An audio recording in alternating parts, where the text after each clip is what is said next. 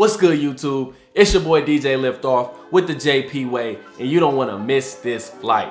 Today, we will be going over hand placement on the crossfader and why it makes the most sense in terms of making scratching the easiest, especially between different scratch techniques. We'll also be touching on hand placement on your jog wheels or your platter for turntables. And with that said, let's hop right into it. All right, DJs, now the first thing you're going to want to do is set your curve all the way to the right, which is also known as fast, and this is the proper way to set your mixer or your setting for scratching. Now, some mixers have this directly on the mixer. If not, you can go ahead and take a look in Serato or whatever your software is. In Serato, you just click this settings button right here. Then we're gonna go over to mixer. And because mine is actually on the mixer, it's controllable only by the mixer. But if you don't have this on your mixer, you can actually pull this from slow to fast. So just make sure that you have this set all the way to fast. Next, we're gonna talk about hand placement on the crossfader. So the first thing I'm gonna do is show you a chirp scratch, which looks just like this. I have my Serato scratch on my left deck. Go ahead and download that if you don't have it already. It'll be in the description. And then this is exactly what a chirp scratch is gonna look like. Now to talk about the actual hand placement on the crossfader. What I find personally easiest for me is having my middle finger on the right hand side and then having my thumb on the left hand side. And what I pretty much do for my chirp scratch is I'll start with it open. So when I push my record or my platter forward, I like to push with my thumb to close it, and then I like to push back with my middle finger to open it. So it looks just like this.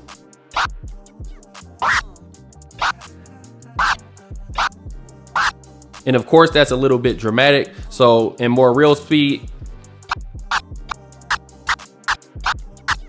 Now, if it's easier for you to actually hold onto the crossfader, that is also an option. But as I said, I find it easiest to just push back and forth. And you want to be doing this pretty lightly. You don't have to ever hold onto your crossfader super hard or super stern. You should be pretty light on it. Honestly, you should be able to go like this, just back and forth between your thumb and your middle finger. Just showing you how lightly I'm pretty much holding it, just pushing that back and forth. And again, the motion is just like this. Pushing with the thumb and back with the middle finger. And the reason that I do it this particular way is because it sets you up for other scratches perfectly. So the one-click flare orbit, I'm just gonna do some chirp scratches in the one-click flare orbit and you'll understand exactly what I mean.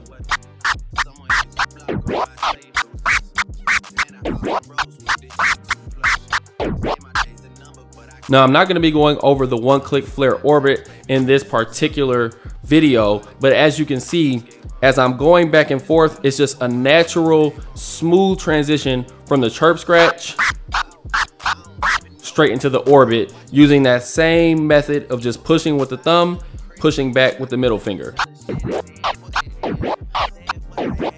Now, the next thing that you want to remember is that when you're doing the chirp scratch, especially when you're in full speed, like if you're in the middle of a mix, it's very easy to push this crossfader too far over and you actually end up cutting the other sound out. So if you're going really fast, it might look like this. And you don't want this crossfader to ever come completely on the other side, because if you have a song playing on this deck, then it'll actually cut that song out completely. So while you're practicing the chirp scratch, and any scratch for that matter, make sure that when you're holding this lightly, you're only pushing lightly enough to come back to the middle. Try to come only back to the middle. If you have to, you can come a little bit past the middle, but definitely be conscious of that when you're doing your chirp scratches. Everything that you're doing on the crossfader, you want to just be light and nimble. Very, very light. Now to move on and talk a little bit about hand placement on the actual platter. What I find myself doing the most is having my hand directly at 9 o'clock or a little bit above 9 o'clock, so around 10 o'clock. So I'm either right here or a little bit farther up when I'm holding my platter. You don't really want to have your hand too low because it's just like an unnatural way to come this far back and then go forward. To me, this just feels really unnatural. If you're too high, that's also kind of unnatural. You're kind of extending your arm out too far. You don't want to be doing too much motion with your arm. You honestly want to keep it, a lot of scratching is like really in your wrist and a little bit of hand movement, but you don't want your arm too heavily involved. As you can see, when I'm here, it just takes too much of my arm movement to kind of do this back and forth, as well as up here, too much arm movement. But when I'm right at 9 o'clock or 10 o'clock or somewhere in between there, you can see that I'm able to move my arm just slightly, and it's more so in your wrist. And that's another thing to remember. A lot of scratching is in your wrist. You want to be holding your platter really lightly. I'm usually using 2 fingers, sometimes even 1 finger if I'm doing a scribble scratch, which is simply this. If I'm doing a scribble scratch or just quick chirp scratches, I usually have 1 or 2 fingers on the platter, holding it very lightly as possible. And I like to be right in this area, 9 and 10 o'clock, going back and forth, mostly wrist action. Also, using that wrist action will just give you the ability to be the fastest. If you're using your entire arm, it just slows down your speed dramatically than if you're just using your wrist to go back and forth. And then lastly, for your transformer scratch, which is gonna look and sound just like this.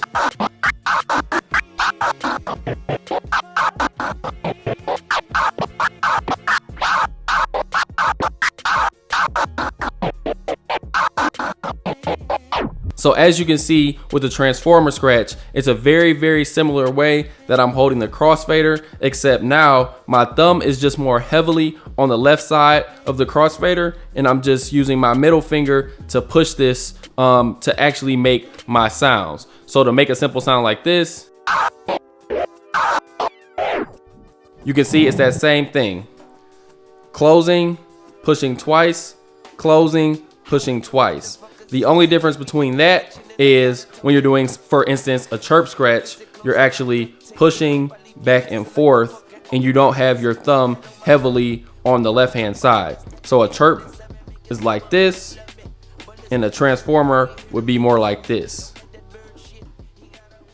All right, DJs, I hope you all enjoyed this tutorial on your hand placement for the crossfader, as well as platters and jog wheels. And this video was really just made to show you how I personally scratch using the crossfader and my personal placement on platters or jog wheels. So if you have something that works better, please drop in the comment section. It might be of help to others, but this is what I have found works best for me, and I hope it also works for you. Also, if you have any ideas for videos for me, please drop those in the comment section as well. I definitely try to get those. I have a few lined up, so if you have dropped a comment, please believe I will get to your video.